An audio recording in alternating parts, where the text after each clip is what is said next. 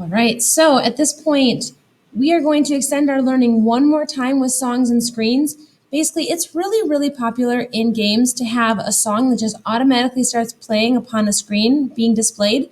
So while it's great that we can press a button and start it, we want our programs to actually play songs from the very beginning. So what I want you to do is we're going to bring in that same song we used in the last video, that Dancing Queen song, and we're going to do so via the pipeline again, just to make sure that it builds correctly. So go in here, click on Mono Games. If you haven't done so already, you're going to make a new project called Unit 6, Lesson 6, Songs and Screens. And then once you have that, make sure that it's connected to the pipeline. So File, Open. We're going to go into our name, Visual Studio 2015, Projects, and Unit 6, Lesson 6, Songs and Screens, and then click through to get to that content folder. So now I can see that it's linked to my appropriate project, and I want to bring in that Dancing Queen song. So I'm going to bring in an existing item. I know it's in my download section. There's the song. I open it up. I copy the file to the directory. And then from here, I can right-click and rebuild it just to make sure that it works and it's good to go. So give it some time, let it build, and it looks as if that build was successful. So here I can go in here, right-click on Content, Add Existing Item. And now this should be right in my content folder. Remember to click on all files, and there is the song. So we're going to bring this in and we're going to program it to play right along with our game as it starts on that first screen. So here I'm going to type in using Microsoft.xna.framework.media. Remember, we need the media so that we can use the media player to play our songs. And then from here, we actually want to bring that song in and create a song object. So song, I'm going to call it Dancing Queen. This is a song object to hold the actual song in our program. We don't need to have any sort of initialization because it won't need to be displayed in any way on the screen.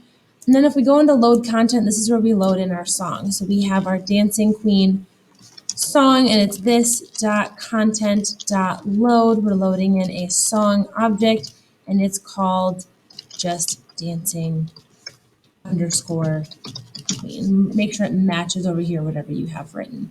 So now from here, what I'm going to do is I'm going to go down into update, and I'm going to program this song to start right at the beginning. So if I go in here and I say, okay, well, if I want my media player to always have its is repeating on, so let's add that in there. Make sure that is always set to true. And then from here, I'm just going to use my media player right off the bat. Say media player dot play and Dancing Queen. Basically, I want this to play all the time when my game is going. So that's what I'm thinking this is going to do. So this is going to play my song all the time, or play my song from the beginning of my program.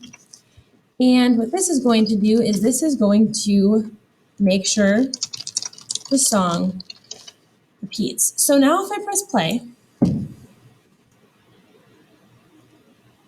expecting to hear my song start playing right away. However, if you'll notice it's silent. And this happens a lot is we forget what that play is actually doing. So what's happening right now, and the reason that we don't hear the song at all, is because this play is restarting the song 60 times per second. So if we want the game to have that song playing it the whole time, we need to play the song, start it once, and then let it run.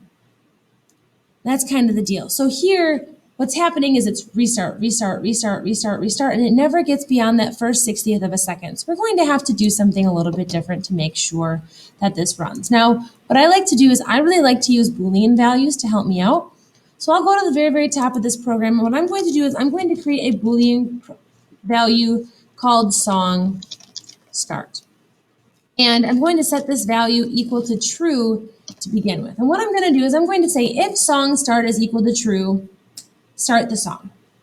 And then once I've started that song, I'm going to change this Boolean value to false so that it no longer will keep restarting. So down here, what I'm going to do is I'm going to say, okay, if song start is equal to true. So if that's what's happening, then I want my song to start.